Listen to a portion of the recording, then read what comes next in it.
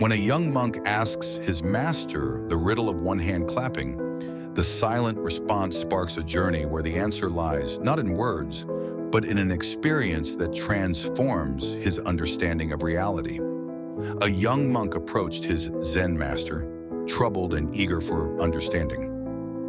"Master," he asked, "what is the sound of one hand clapping?"